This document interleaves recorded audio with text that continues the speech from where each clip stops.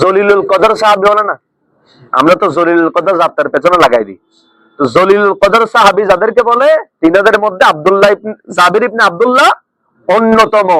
জাবির ইবনে আব্দুল্লাহ রাদিয়াল্লাহু তাআলা আনহু বর্ণনা করছেন, রাসূল করিম সাল্লাল্লাহু তাআলা আলাইহি ওয়াসাল্লাম একদিন খুতবা দেওয়ার জন্য দাঁড়িয়েছেন। কি দেওয়ার জন্য? খুতবা দেওয়ার জন্য দাঁড়িয়েছেন, কথা বলার জন্য দাঁড়িয়েছেন। খুতবা মানে কি বলা? কথা বলা। কথা বলার জন্য মিম্বরে দাঁড়িয়েছেন। কোথায় দাঁড়িয়েছেন? মিম্বরে দাঁড়িয়েছেন। দাঁড়ানোর পরে আল্লাহর হাবিব সাল্লাল্লাহু তাআলা আলাইহি ওয়াসাল্লাম লক্ষ্য করে বললেন, ইয়া আইয়ুহান নাস, ইয়া আইয়ুহান, হে মানব সকল। মানব সকলের মধ্যে মুসলমান, বৌদ্ধ, খ্রিস্টান, আস্তিক, নাস্তিক সব আছে না নাই? সব মানব জাতিকে আল্লাহ রাসূল সাল্লাল্লাহু তাআলা আলাইহি ওয়াসাল্লাম ডাক দিয়েছেন, ইয়া আইয়ুহান নাস। এখানে প্রশ্ন জাগে, তো মসজিদের মধ্যে যারা ছিল তারা কি ছিল? সবাই মুসলমান ছিল না?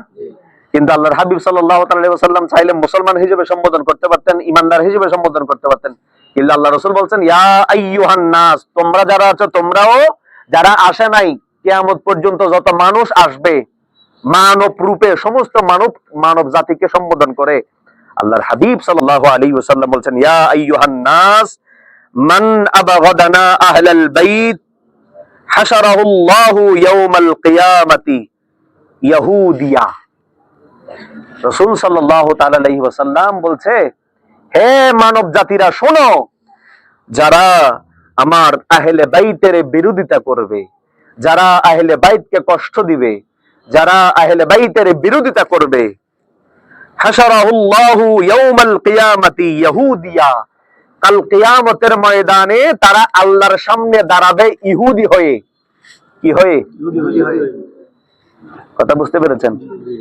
মুসলমানদের চিরতর শত্রু হচ্ছে ইহুদি, ঠিক না? আমরা বলি না ইহুদি।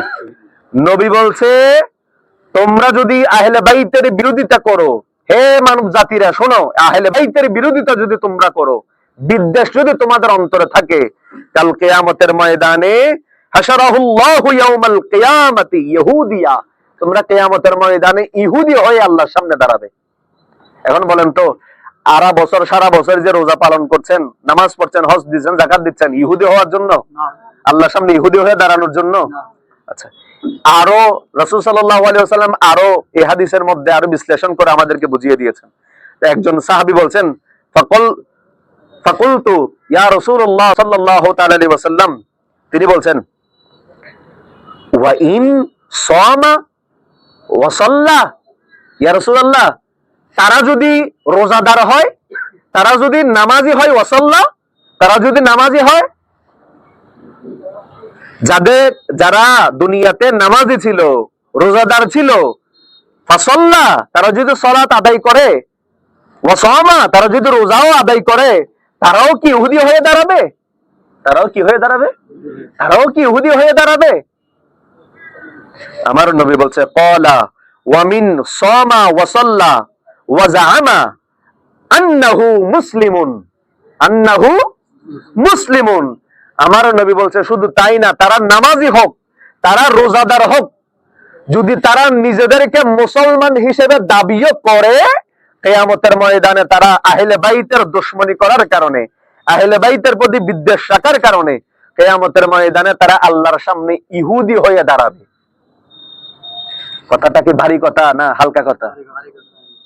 আমরা সারা বছর রোজা রাখলাম, নফল রোজা আদায় করলাম, ফরজ রোজা আদায় করলাম, এত কষ্ট করে রোজা রেখেছি, রোজা রেখে 7 তালের উপরে উঠেছি, রোজা আদায় করার পরেও আমরা ইহুদি হয়ে দাঁড়াবো? এজন্যই আমাদের জীবনের সর্বশেষ চাওয়া, চিরন্তর চাওয়া আহলে বাইতের মুহাব্বত, আহলে বাইতের গোলামি। কারণ আহলে বাইতের গোলামির মধ্যেই রয়েছে মুসলমানিয়ত। আহলে বাইতের গোলামির মধ্যে আছে মুসলমানিয়ত, আর আহলে বাইতের দুশমনির মধ্যে আছে ইহুদিয়ত। কথা কি বোঝা গেছে? আহলে বাইতের অন্যতম সদস্য মাওলা আলী শের খুদা আলাইহিস সালাতু ওয়াস সালাম। আরেকটা হাদিস বলে আমি আলোচনা শেষ করে দিব। আচ্ছা, এখন মাওলা আলীর সাথে আমাদের সম্পর্ক কি? মাওলা আলীর সাথে দেখুন, আমাদের মধ্যে অনেকেই মৌলা আলীর প্রশংসাযুক্ত কথা বলে, মর্যাদার কথা বলে, কিন্তু মৌলা আলীর গোলামি করার প্রশ্ন যখন আসে তারা নিজেদেরকে আড়াল করে ফেলে। কি করে ফেলে? আড়াল করে ফেলে। তারা বিভিন্ন অজুহাত দিয়ে নিজেদেরকে কি করে ফেলে? আড়াল করে ফেলে। এই ক্ষেত্রে একটা হাদিস আমাদেরকে জানা অত্যন্ত জরুরি। আল্লাহর হাবিব সাল্লাল্লাহু তাআলা আলাইহি ওয়াসাল্লাম, হাদিসে পাকের মধ্যে তাবরানী শরীফ এসেছে, আল্লাহর হাবিব সাল্লাল্লাহু তাআলা আলাইহি ওয়াসাল্লাম বলছেন, আনাল মুনযিরু ওয়া আলী ওয়া আলী ওয়া আলীয়ু হাদিরি ওয়া আলীয়ু হাদি, আনা মুনযিরু ওয়া আলীয়ু হাদি।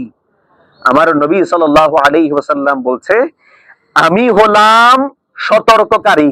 কি কারী? নবী নিজেকে কি বলছেন? সতর্ককারী। আমাদের মুর্শিদ আমাদের জন্য কি কারী? সতর্ককারী। মানে এই কাজটা করো, এই কাজটা করিও না, এই কাজটা করলে এই হবে, এই কাজটা না করলে এই হবে। এটাকে আমরা কি বলি? বলে না, তোমাকে আমি শেষবারের মতো সতর্ক করলাম। কি করলাম? সতর্ক করলাম। আল্লাহর হাবিব বলছেন, আমি সতর্ককারী। আমি কি কারী? সতর্ককারী। ওয়া আলী, এবং আলী হচ্ছে হাদি। আলী কি? হাদি।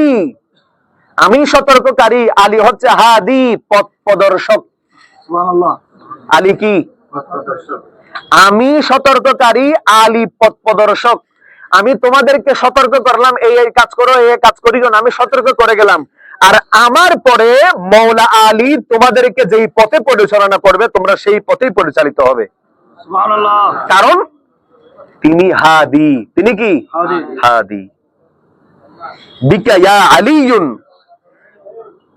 ইয়াহতাদিউল মুহতাদু, ইয়াহতাদিউল মুহতাদুন।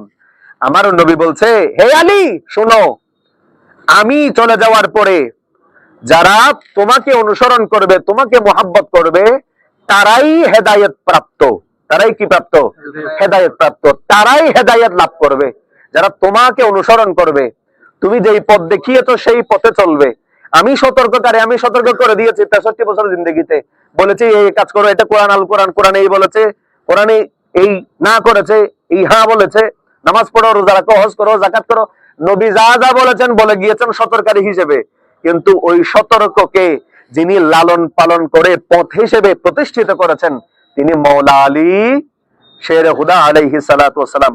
মৌলা আলী, আল্লাহ রাসূল সাল্লাল্লাহু আলাইহি ওয়াসাল্লাম, মৌলা আলী যেই পথ দেখিয়েছে সেই পথের উপর যারা থাকবে তারাই হেদায়েত প্রাপ্ত। তারা কি প্রাপ্ত? হেদায়েত প্রাপ্ত।